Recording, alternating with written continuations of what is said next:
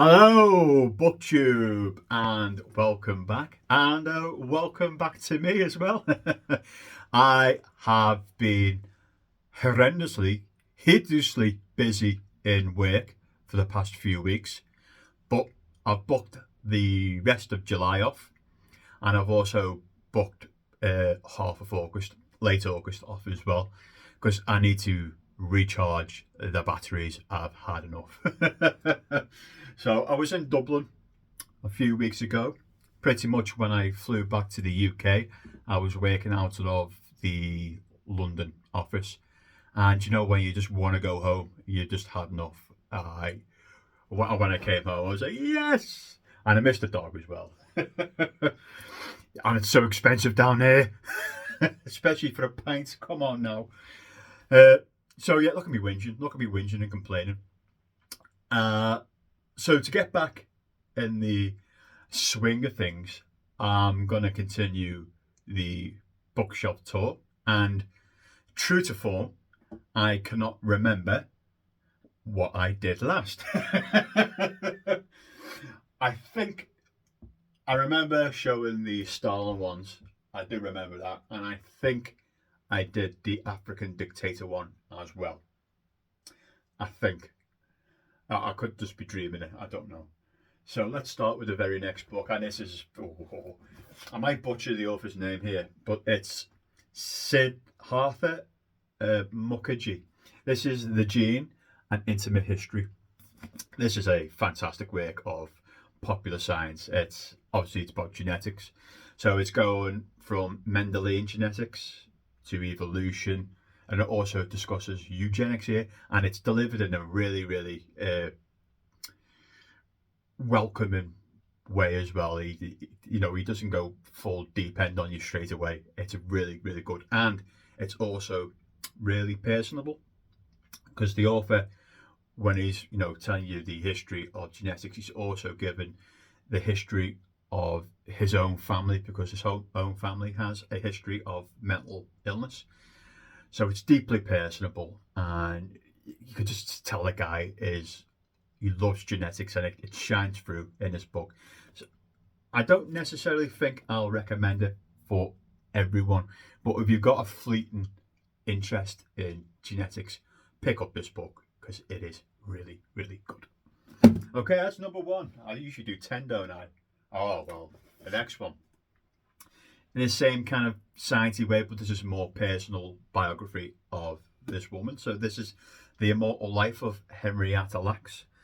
Now, Henrietta, is it Henrietta? Yeah, she had cancer, and she, unbeknownst to her, she had cancer cells removed from her, and it's basically been hugely influential in cancer research.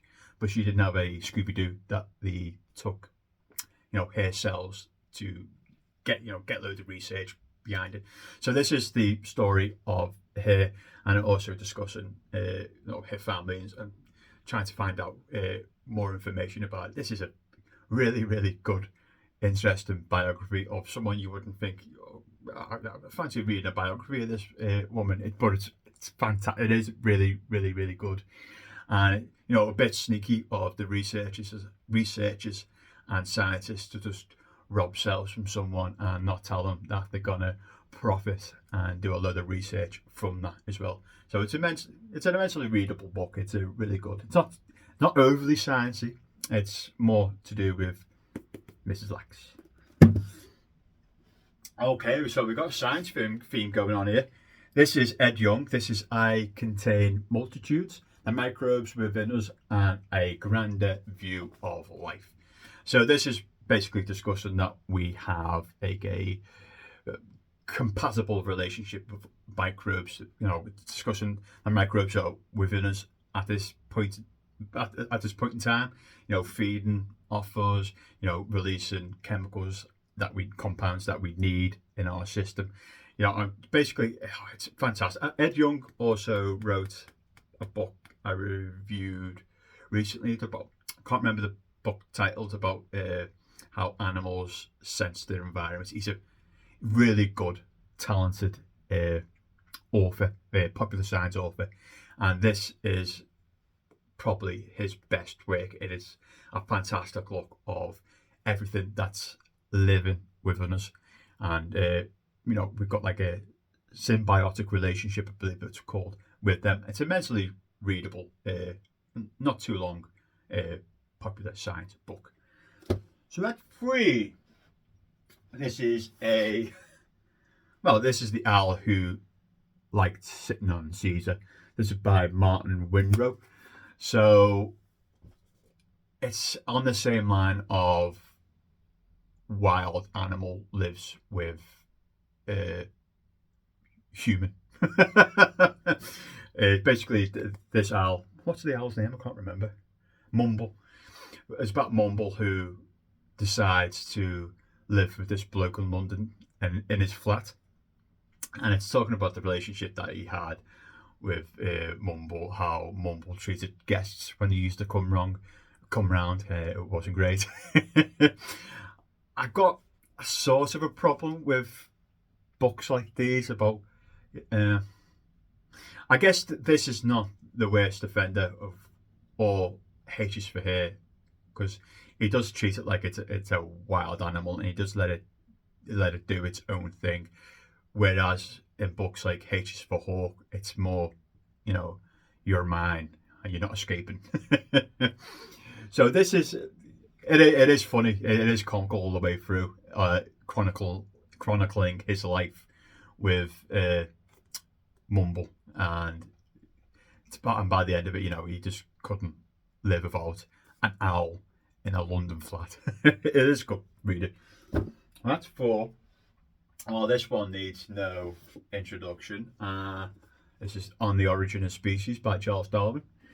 If you're going to say, people talk a lot about the classics, don't they? But they mention like fiction classics like Charles Dickens, Anthony Trollope, and such like that. But this is a classic in the non-fiction space. I don't think I'll recommend this to any old person on the street. If you're interested in evolution, there's plenty of other books that are much more accessible than On the Origin of Species. But I've got a biology doctorate, not doctorate, degree, doctor. Look at me, doctorate. You haven't got a doctorate, Al.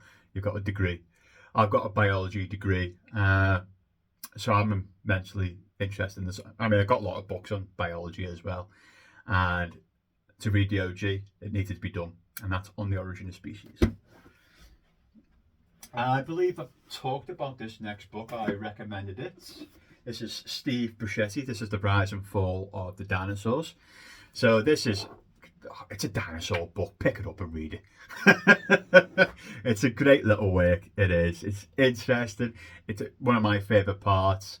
And I think Bill Bryson also touches on this as well, as the Bone Wars, is when scientists and researchers were sabotaging each other because they wanted to be the first to discover new dinosaurs. And yeah, I mean, come on, it's a book about that. It's an immensely readable book, and again, like what's the book the very first book, his love for this subject just shines through in this book. He's also wrote a sequel to this. I have got the book, but I don't know what it is. The Rise and the Reign of the Mammals. Both immense books. You should pick it up. It's about dinosaurs. Read. How many is that? 2, 4, 6. Oh, well. This is probably due for a reread. This is Thomas Williams, Viking Britain. Now, a lot of the non-fiction Viking books usually focuses on, the Vikings pillaging and burning and raping and killing. But this is more looking how the Vikings, what culturally they did in England during the invasions pre-Normandy, William the Conqueror. And it's, how they changed the language, how they changed fashion and stuff like that. It's a great little read. There's probably better Viking books out there, more interested in Viking books, but I've got a little bit of a soft spot for this. I don't know why. I don't know why. Because it is quite funny as well, reading this book. And if you're interested in Vikings, but you're not really interested in the brutality of their invasions on Great Britain, pick this book up and how the Vikings uh, affected,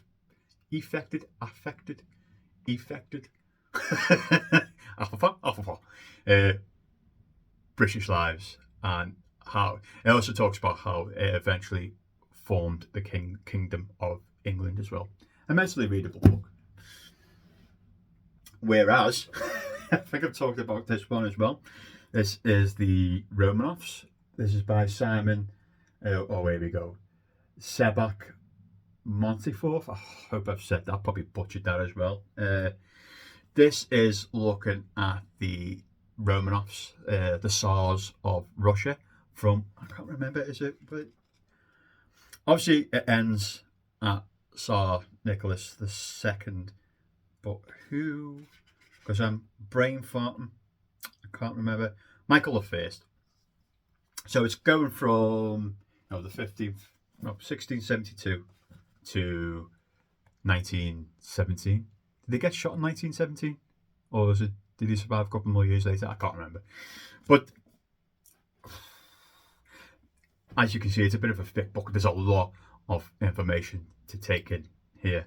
I think I'd like to split this down into smaller sections, because there's thousands upon thousands upon thousands of names in this book, and you just can't see the forest through the trees sometimes. And I don't know why I haven't unhauled it, to be honest with you, because I was disappointed in this book. Because it's split into like 3 or 4 sections, covering 60 years each of who was ruling Russia at the time. And it's not only talking about the Tsars, it's also talking about people who worked in his government, other members of the royal family. Again, it's just too much information, far too much information, trying to get, I'd like to pick up another book about Tsar history, and this book put me off a little bit, to be honest with you. And it's more for people, I reckon, who have a greater knowledge of the Romanovs. Because for an absolute noob like me going into this book, it's just far too much. So that's I got 1, 2, 3, 4, 5, 6, 7, 8. Oh, this next one I picked up from my neighbour because they were moving. This is Genghis Khan and the Making of the Modern World. So this is looking at the Mongols. Again, a bit like the Viking Britain book, where it's not really looking at the brutality of their campaigns. It's more looking at how they changed the world, from their invasions on innocent people. And I think I said to you when I got this book, there's underlines in this book. There's people adding comments onto this book, and I love that. It's like extra, a bit of extra stuff. People don't like that sometimes from secondhand books. There's people have written inside it. I don't. I love it, and the book itself is good. It's all right. I did enjoy it, but I'm more on the side of I want to read the invasions and the more brutality side, the military campaigns. This isn't really that. It's how they modernized some nations. So that's the Genghis Khan book. And I think somebody just posted something from my door. All I heard was like, poof. I wonder what I've ordered. So this one is, I think this is the last one as well. So this is Midnight Furies. This is the deadly legacy of India's partition. So this is discussing when the British Empire finally left India, and then India, Pakistan formed, didn't it, from that? And this is looking at, this is brutality on the page. This is how discussing how the Hindus and the Sikhs and the Muslims just went to war with each other, especially on that region of, is it Never East Shredder, Never East Shredder, yeah, the northwest part of India, if you're looking at a global map. And I did really love this book, but I don't think this will be for everyone because it is so bloody. It's so in your face. But it's an immensely readable book, and especially if you don't know much about, post-empire colonialism. This book is a fascinating look at how things fall apart quite fast. Because at a point we just completely hightailed it out of there in 1947, I think, and the Indian governments at the time just fell apart, and then war happened, and then brutality on all sides occurred to the point where it's still, well, not pretty, it's still prevalent today. I believe, didn't India and Pakistan exchange missiles not so long ago? We don't want any of that, do we? From both nuclear armed countries. But this is a fantastic book. If you don't mind a bit of brutality, read up upon it because it's a really great piece of history. And that's it from me. I'm starting to lose my voice because I'm not used to doing it now. I might make another video either later today or tomorrow because I'm off. Woohoo! And I'll speak to you all soon.